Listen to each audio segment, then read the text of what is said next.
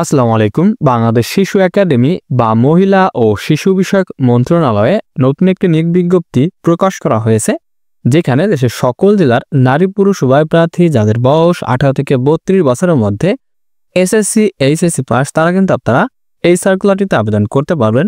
এই সার্কুলারটিতে আপনাদের অনলাইনের মাধ্যমে আবেদন করতে হবে, যার আবেদনটি এখানে শুরু হবে 26শে মে সকাল 10টা থেকে আবেদন শুরু হয়েছে এবং আবেদনে চলবে আগামী 25শে জুন বিকাল 5টা পর্যন্ত কিন্তু আপনারা এই নিয়োগ বিজ্ঞপ্তিতে আবেদন করতে পারবেন।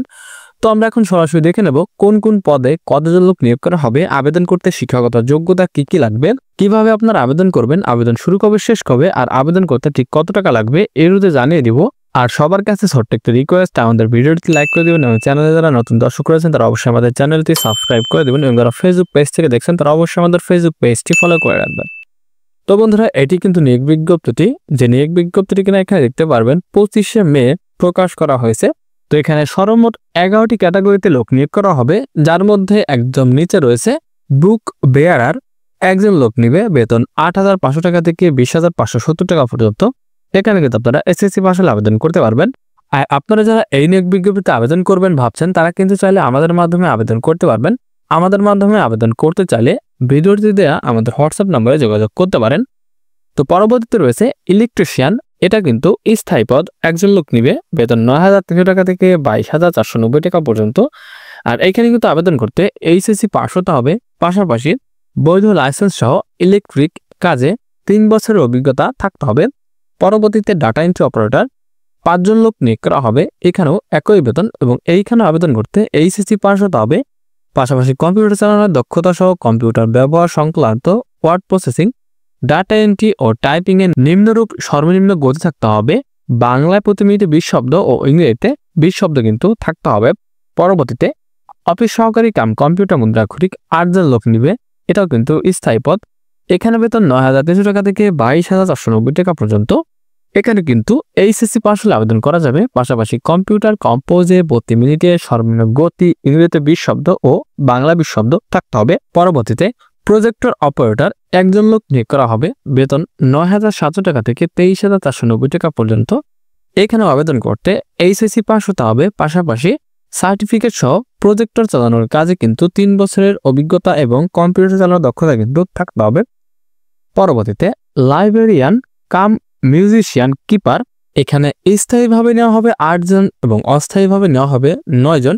সর্বমোট 17 জন লোক কিন্তু নিয়োগ করা হবে এই ক্যাটাগরিতে। বেতন 10,200 টাকা থেকে 24,680 টাকা পর্যন্ত।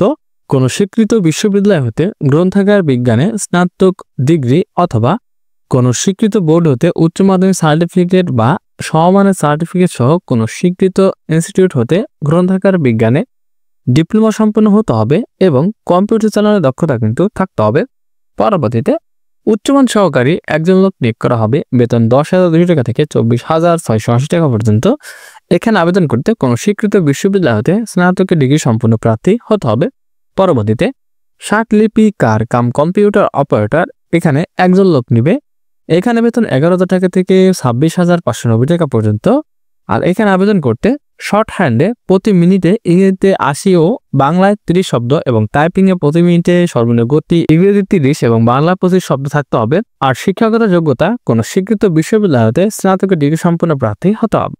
পরবর্তীতে হিসাব রক্ষক একজন লোক নিবে, এখানে বেতন 11,300 টাকা থেকে 27,300 টাকা পর্যন্ত। আর এখানে আবেদন করতে কোনো স্বীকৃত বিশ্ববিদ্যালয় হতে বাণিজ্যে স্নাতকের ডিগ্রি সম্পন্ন হতে হবে এবং কম্পিউটার চালানোর দক্ষতা কিন্তু থাকতে হবে। পরবর্তীতে জেলা শিশু বিষয়ক কর্মকর্তা, স্থায়ীভাবে নেওয়া হবে 11 জন এবং অস্থায়ীভাবে নেওয়া হবে 2 জন। সর্বমোট 13 জন লোক নিয়োগ করা হবে এই ক্যাটাগরিতে এবং বেতন 22,000 টাকা থেকে 53,060 টাকা পর্যন্ত। আর এই পদটিতে আবেদন করতে কোনো স্বীকৃত বিশ্ববিদ্যালয় হতে প্রথম শ্রেণী বা সমমানের সিজিপিএতে স্নাতকোত্তর ডিগ্রি অথবা অনন্য, দ্বিতীয় শ্রেণী বা সমমানের সিজিপিএতে স্নাতক সহ অনন্য দ্বিতীয় শ্রেণী বা সমমানের সিজিপিএতে স্নাতকোত্তর ডিগ্রি অথবা 4 বছর মেয়াদী অনন্য দ্বিতীয় শ্রেণী বা সমমানের সিজিপিএতে স্নাতক সম্মান ডিগ্রি এবং কম্পিউটার চালানোর কিন্তু অবশ্যই দক্ষতা থাকতে হবে। পরবর্তীতে হিসাব রক্ষণ অফিসার একজন লোক নিয়োগ করা হবে, বেতন 22,000 টাকা থেকে 53,060 টাকা পর্যন্ত। এখানেও আবেদন করতে এই একই শিক্ষাগত যোগ্যতা ও অভিজ্ঞতার কিন্তু প্রয়োজন পড়বে। বাংলাদেশ শিশু একাডেমি বা মহিলা ও শিশু বিষয়ক মন্ত্রণালয়ের এই নিয়োগ বিজ্ঞপ্তিতে কিন্তু এই 11টি ক্যাটাগরিতে এই কয়েকজন লোক নিয়োগ করা হবে।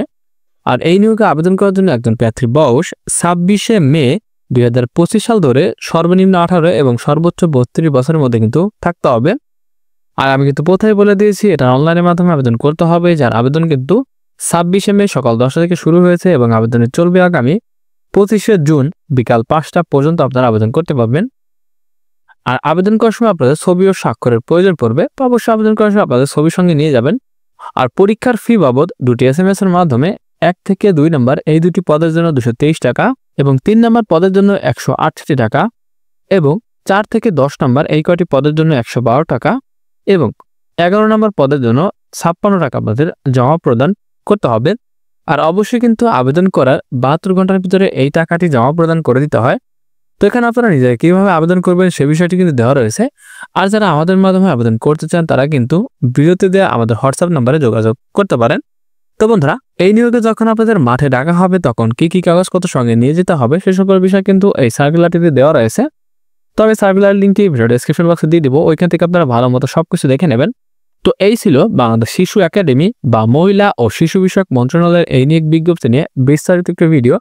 তো কারো যদি কোনো প্রকার কোনো প্রশ্ন থাকে তাহলে অবশ্যই কমেন্ট বক্সে জানাবেন। আর দেখা হচ্ছে পরবর্তীতে নতুন কোনো ভিডিও নিয়ে। ততক্ষণ সবাই ভালো থাকবেন, সুস্থ থাকবেন। আল্লাহ হাফেজ।